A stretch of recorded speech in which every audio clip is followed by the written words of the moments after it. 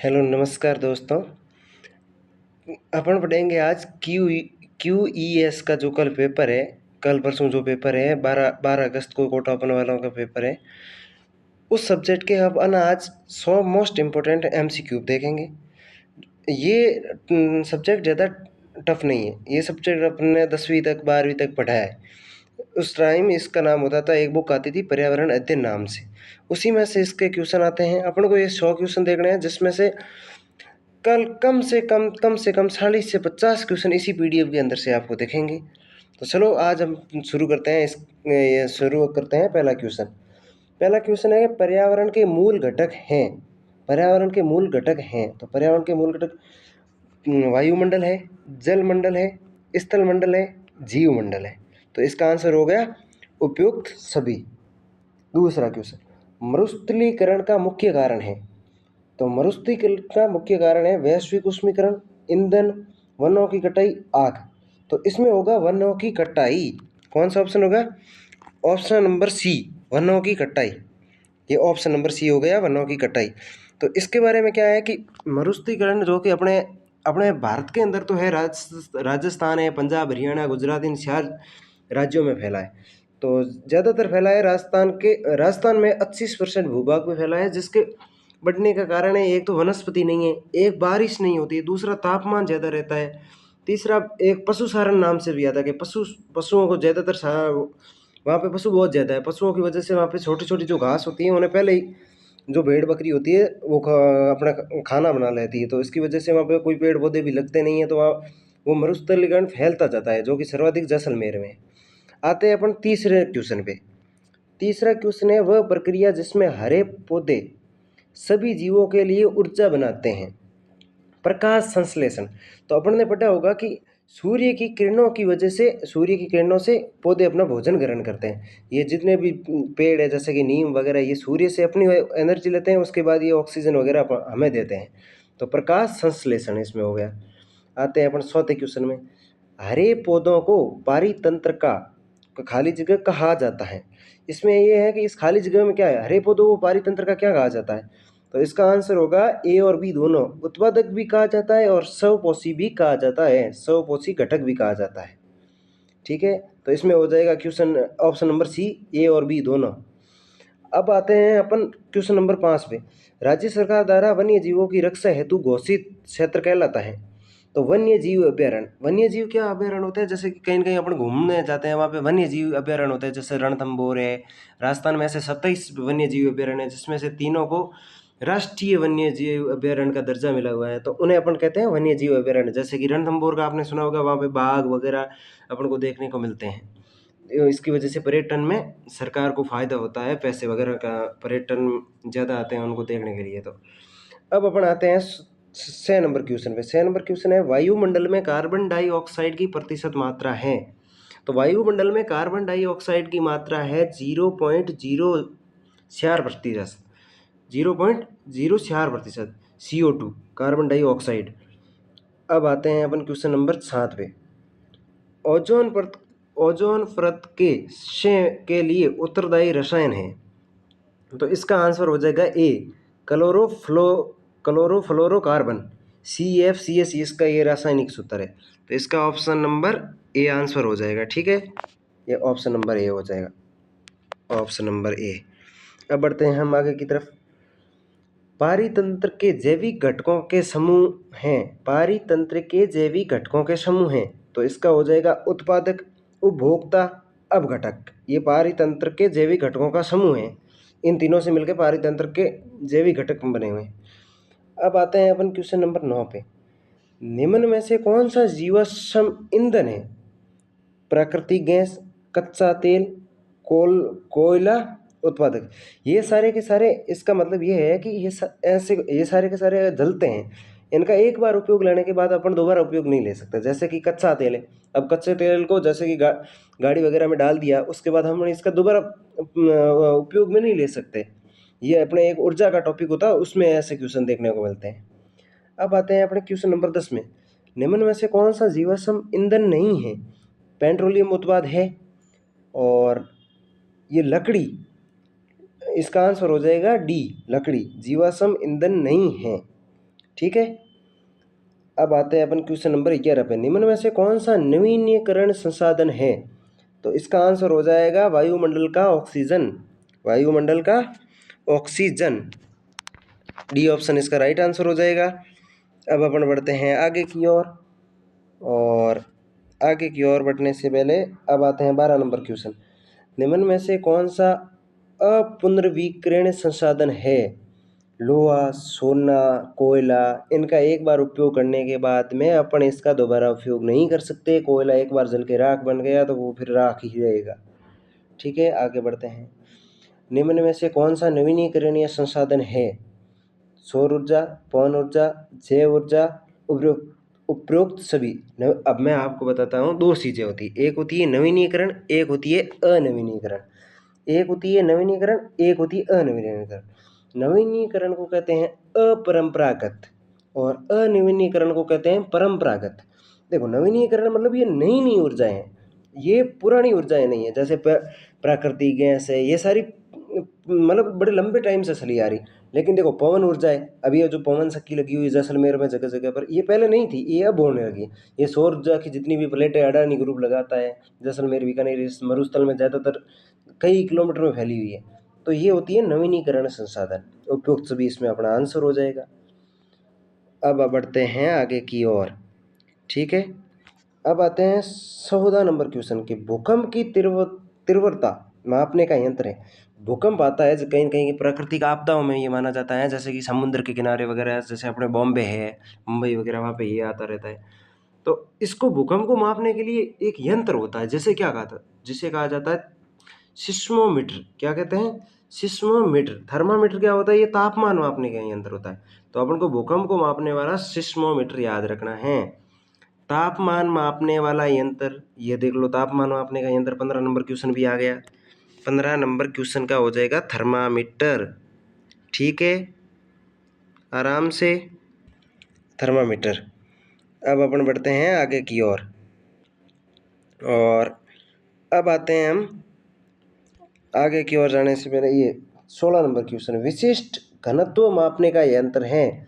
तो देखो, विशिष्ट घनत्व मापने का यंत्र हो गया हाइड्रोमीटर। सिस्मोमीटर अपने अभी पढ़ा था, सिस्मोमीटर होता है भूकंप की तीव्रता को मापता है। तापमान मापने का यंत्र थर्मामीटर, ये सभी को बताया कि तापमान मापने का यंत्र थर्मामीटर होता है।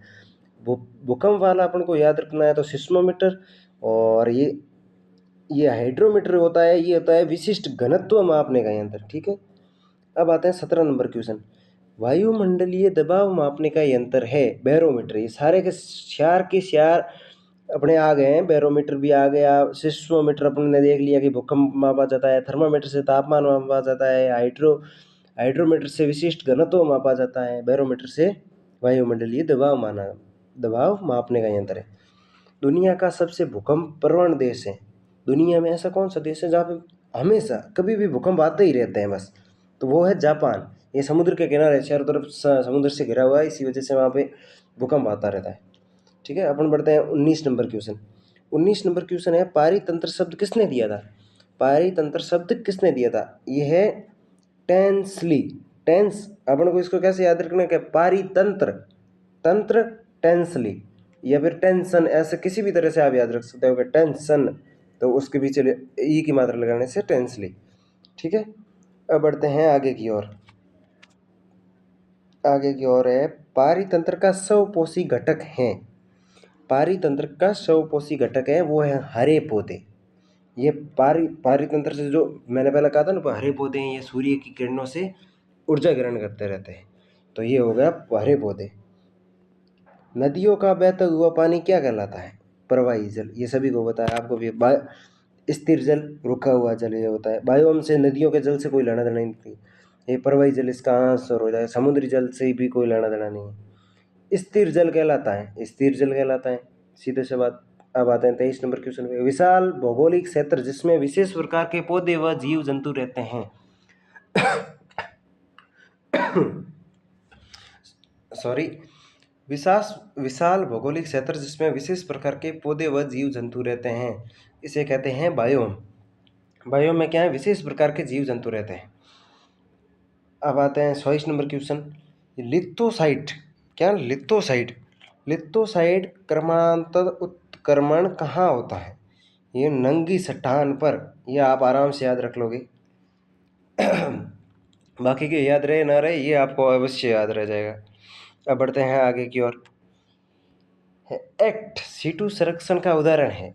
एक्ट सीटू संरक्षण का उदाहरण है, तो इसमें ये तीनों ही हो जाएंगे। बीज बैंक भी हो जाएगा, चिड़ियाघर भी हो जाएगा और वनस्पति उद्यान भी हो जाएगा। इन सीटू संरक्षण का उदाहरण है राष्ट्रीय उद्यान, जीव मंडल रिजर्व, अभ्यारण्य, उपयुक्त सभी। तो इसका उपयुक्त सभी हो गया।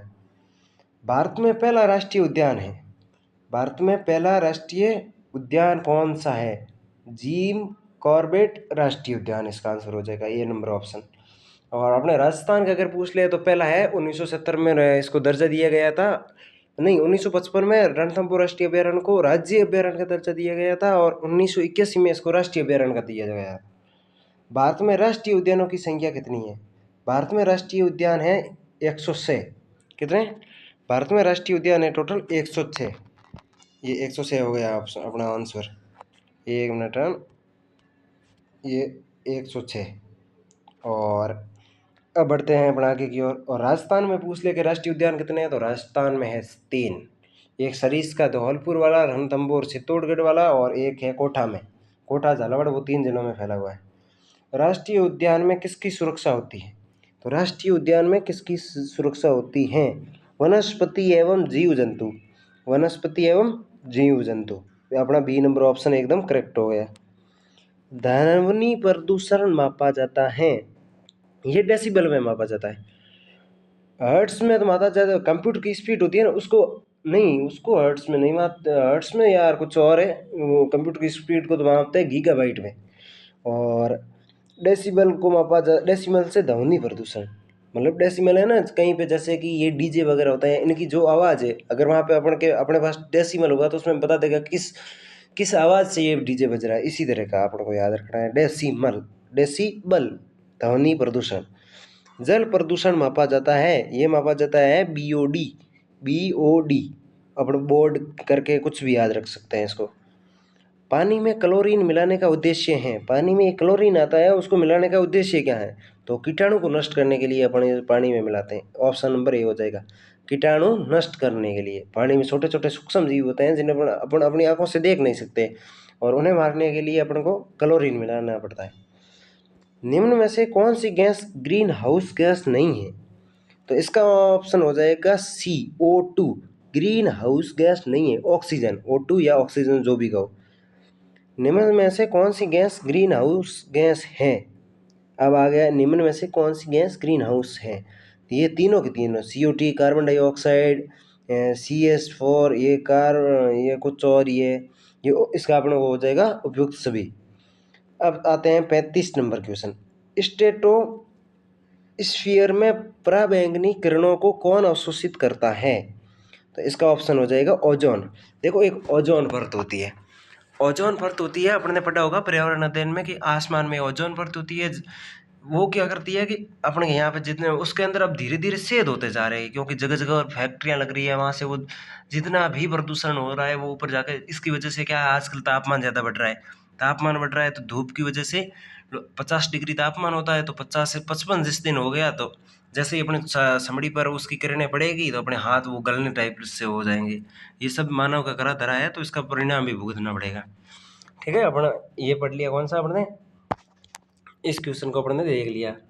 पानी में क्लोरीन हो गया, ये भी देख लिए, ये भी देख लिए। अब आते हैं 35 नंबर, अपन ने देख लिया ओजोन।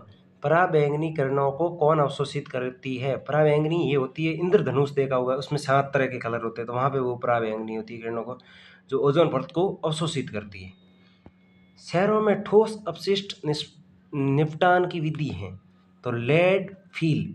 इसमें क्या होता है, लेड फील, ठोस मतलब कठोर, जो कठोर चीज़ें होती हैं ना, शहरों में तो बहुत सी चीज़ें ऐसी हैं जो अपशिष्ट ही अपशिष्ट है हर जगह पे, तो उन्हें देखो पुनर्चक्रण होता है कि जैसे कि पानी की बोतल है, अब पानी की बोतल को अपन ने जैसे फेंक दी, तो वो मशीनों में डाल के उसी बोतल से दोबारा बोतल बना लेते हैं।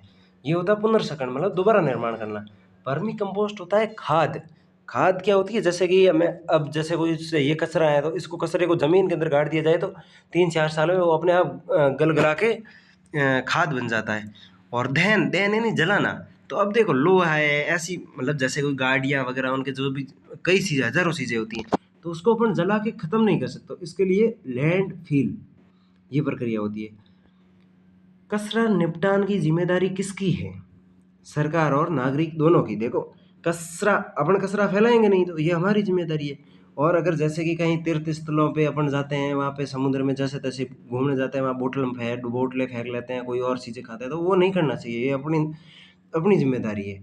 अब देख लो दिल्ली में हज़ारों फीट की हाइट तक कचरे के वो ढेर ढेर आ रखे हैं, तो ये सब लोगों का ही करा धरा है। तो सरकार और नागरिक दोनों की ज़िम्मेदारी है कि कचरा निपटान में अपना-अपना सहयोग दें। नगर निगम के कचरे में मुख्य रूप से शामिल है घरेलू कचरा। नगर निगम में होता है उसमें घरेलू कचरा, घर में चीज़ें उपयोग लेते हैं जो कोई प्लास्टिक वगैरह वो सारा घर से अपन बाहर फेंकते हैं। औद्योगिक कचरा नहीं हो सकता, खनन खनन अपशिष्ट नहीं हो सकता। खनन अपशिष्ट तो होता है जैसे कि कहीं पे पर्वत है उनके अंदर से कोई कोयला है या फिर कई तरह के धातु होते हैं उन्हें निकालने के पर वहाँ से कोई नहीं। ये घरेलू कचरा इसका हो जाएगा। निर्माण अपशिष्ट इसका आंसर होगा, नहीं तो इतना अपन भी इसका सही कर लेंगे, कॉमन सेंस का सवाल है। नगर निगम के ठोस कचरे का पर्यावरणीय प्रभाव है मलेरिया। इसका आंसर हो जाएगा मलेरिया। ठोस कचरे से मलेरिया वगैरह हो जाता है। वैश्विक प्रदूषण में सबसे अधिक योगदान किसका है?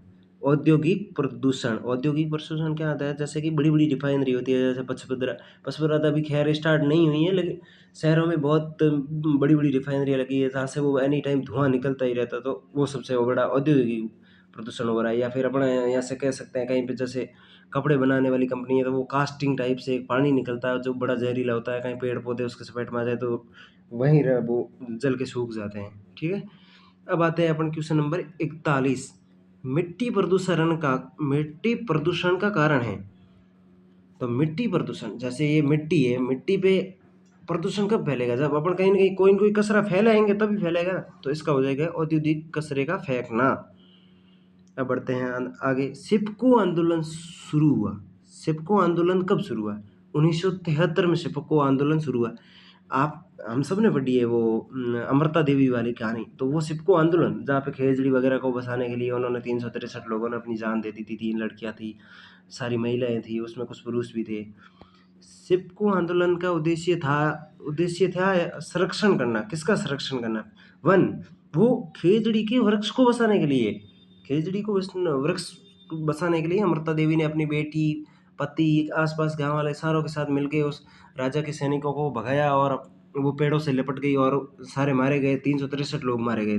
तो उसका संबंध था वन से। अब आगे बढ़ते हैं। सिपको आंदोलन के जनक हैं, ये है सुंदरलाल बहुगुणा। शुरुआत में इन्होंने शुरुआत किया था, उसके बाद ये राजस्थान में हुआ था। इसरो का मुख्यालय स्थित है।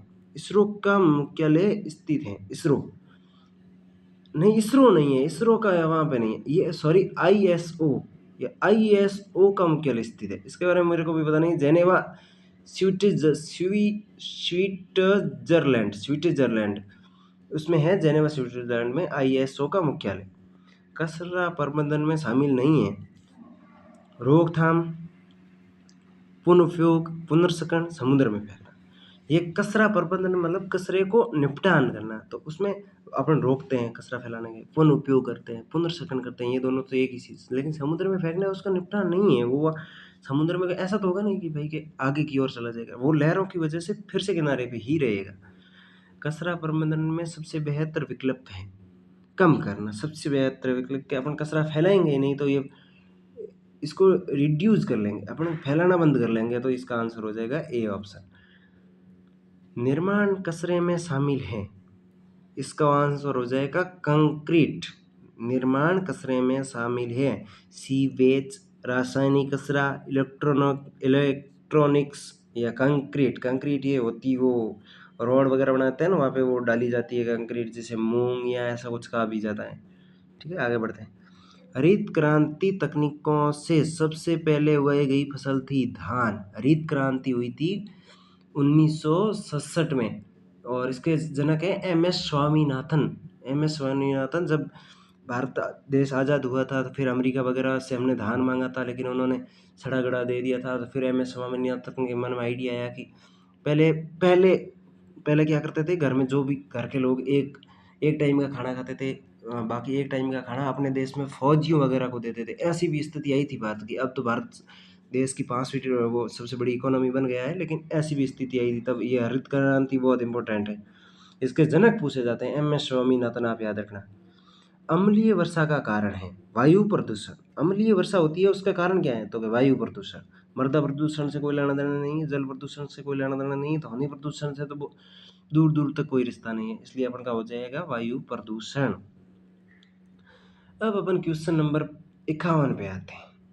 वो इसके ऊपर वाले क्वेश्चन 50 क्वेश्चन है, वो बड़े ही मोस्ट इंपॉर्टेंट। इसमें क्या आगे कुछ दिवस आएंगे वो बड़े इंपॉर्टेंट है, जैसे ओजोन दिवस है वगैरह वगैरह, पर्यावरण दिवस है, वो अपन को याद रखना है। पर्यावरण दिवस जैसे 5 जून, ये सारी चीज़ें। जैव विविधता का अर्थ है, जैव विविधता का अर्थ क्या है? जीवों की विविधता, पौधों की विविधता, जीन की विविधता। जीन और पौधों में ये एक ही चीज होता है। पौधों में क्या, जीन क्या होता है, आप सोचोगे। उपयोग सभी करना अपन को। वैसे ये जीवों की विविधता और पौधों की विविधता दोनों आ गई, तो इनसे तो पहले भी उपयुक्त सभी हो गया। लेकिन जीन क्या होता है कि एक आनुवंशिकी टॉपिक होता है साइंस में, उसमें ग्रेगर जॉन मेंडल ने मटर के पौधे को जीन कहा था, तो वो भी इसमें शामिल हो गया। तो कुल मिला के ये हो गया उपयुक्त सभी। अब क्वेश्चन नंबर 52, जैव विविधता को संरक्षित करने का प्रमुख कारण है पारिस्थितिक संतुलन, आर्थिक लाभ, औषधीय मूल्य, उपयुक्त सभी। तो अपन को करना है इसका उपयुक्त सभी। एक मैं आपको बात बता देता हूँ, जैसे कि कोई क्वेश्चन आपको वहाँ पे याद ना आए, तो एग्जाम में याद ना आए और वहाँ पे आपको उपयुक्त सभी आंसर दिख जाए, तो अगर याद नहीं आ रहा है तो आप वो अगर क्वेश्चन करना भी चाहते हो तो उपयुक्त सभी ही करना आपको, ठीक है। अब आते हैं अपन क्वेश्चन नंबर 53। भारत में जैव विविधता का सबसे समृद्ध क्षेत्र है। भारत में जैव विविधता का सबसे समृद्ध क्षेत्र है ये पश्चिमी घाट, क्योंकि राजस्थान का मरुस्थल तो सूखा है, कहीं दूर दूर तक पेड़ पौधे नहीं है। पूर्वी घाट में भी नहीं है, पंजाब में भी नहीं है, ये हो गया इसका पश्चिमी घाट। भारत में जैव विविधता के हॉट स्पॉट की संख्या है 3। भारत में जैव विविधता के हॉट स्पॉट की संख्या है 3। जैव विविधता हॉट स्पॉट में शामिल है हिमालय है, इंडो बर्मा और पश्चिमी घाट है। कुल मिला के उपयुक्त सभी हो गए। ये हमारा ज्वाइंट टेलीग्राम लिंक है, जो कि हम कमेंट में दे देंगे, वहाँ पे आप जो ऐड हो जाना। आपको दोबारा क्लास देखने की जरूरत नौबत नहीं आएगी, वहाँ से आप PDF को पढ़ लेना, ठीक है। जैव विविधता का संरक्षण किया जाता है इन सीटू संरक्षण से, एक्स सीटू संरक्षण से, दोनों से, इनमें से कोई नहीं। इसका आंसर हो जाएगा सी, दोनों से। पारिस्थितिकी का जनक कहलाता है अर्नेस्ट हैंकेल। ये क्वेश्चन बहुत ही इम्पोर्टेंट है, ये क्वेश्चन अपन को याद रखना ही रखना है।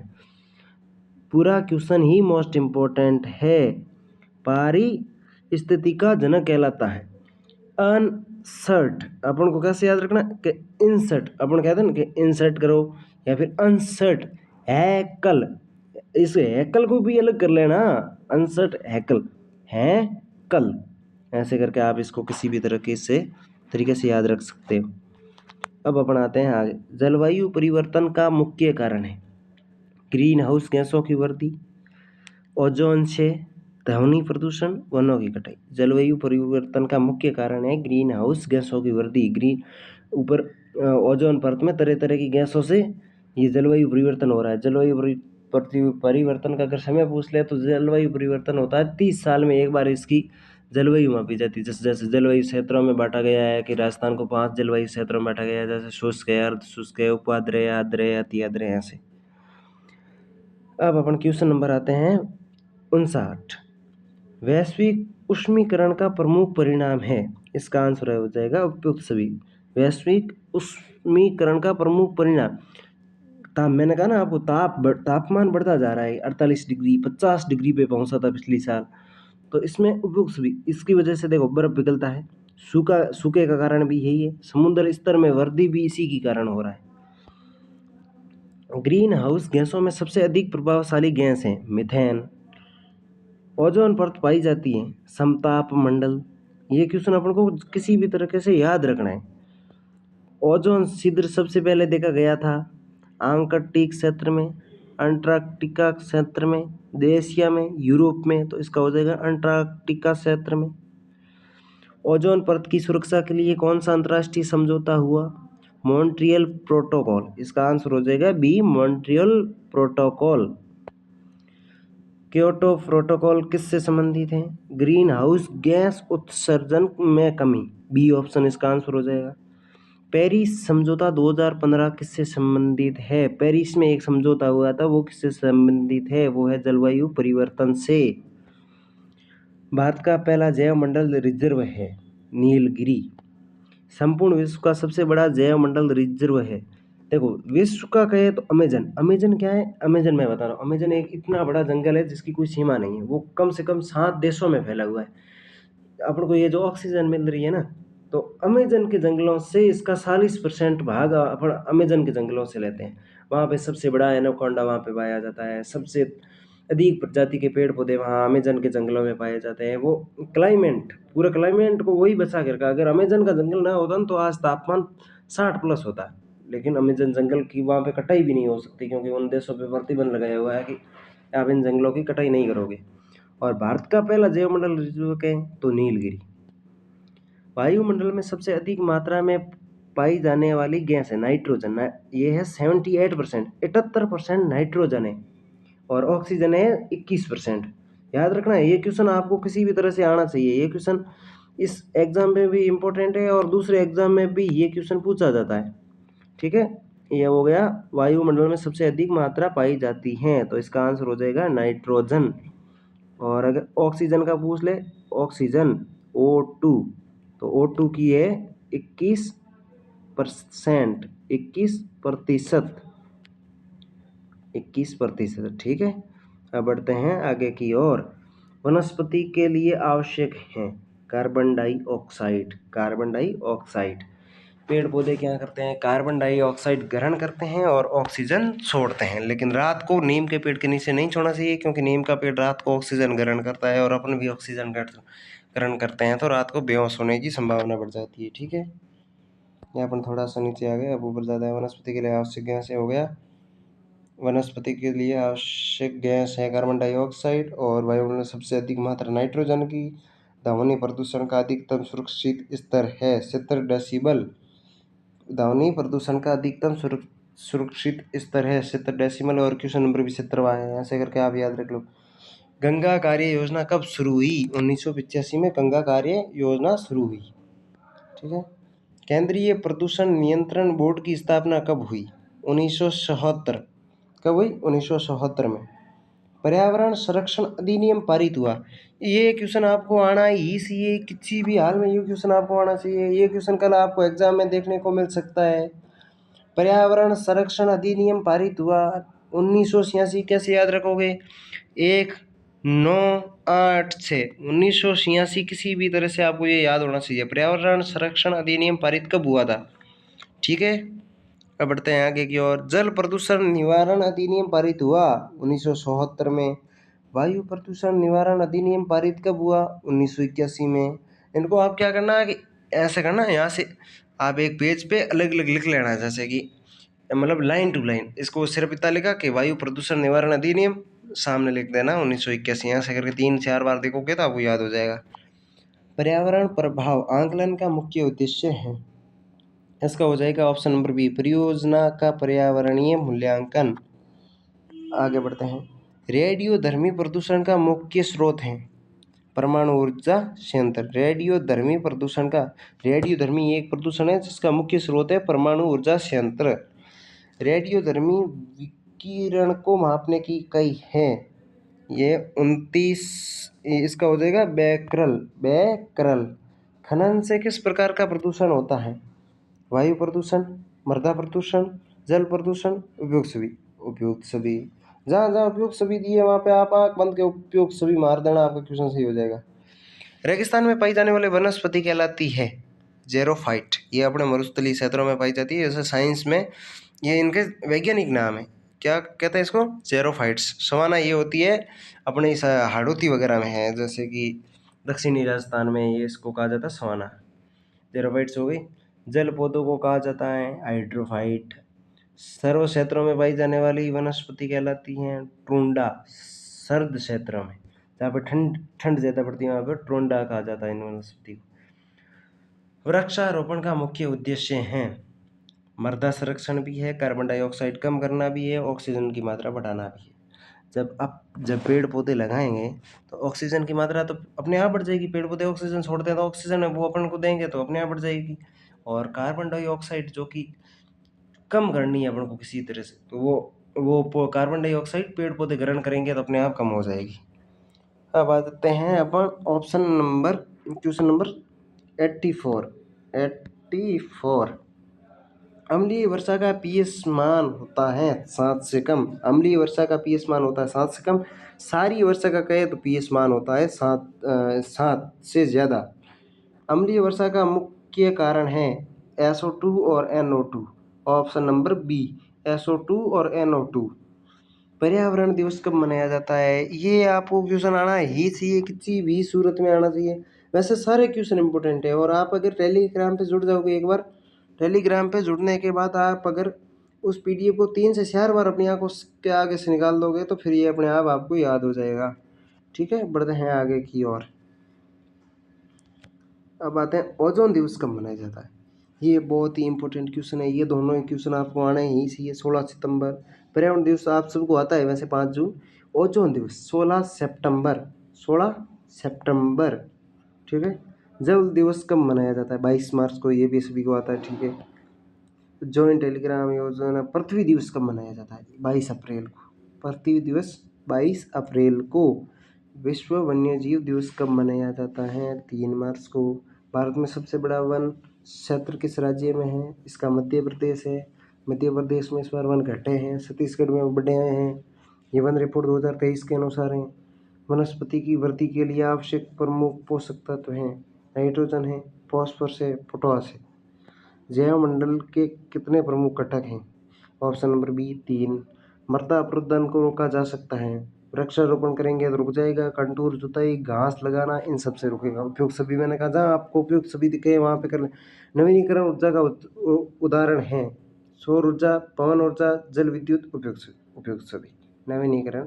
ये जो अभी अभी लगी हैं सीधे, ये पुराने टाइम से नहीं चली आ रही है। पवन ऊर्जा अभी अभी लगी है, 10-20 साल पहले की, ज़्यादा से ज़्यादा। सौर ऊर्जा भी 20 साल पहले की। जल विद्युत तो यार 15 साल ही हुए होंगे मुश्किल से। ज़्यादा डैम बनाए जाते हैं, हर जगह पे नदियों में बांध बनाकर वहाँ से विद्युत उत्पादन किया जाता है।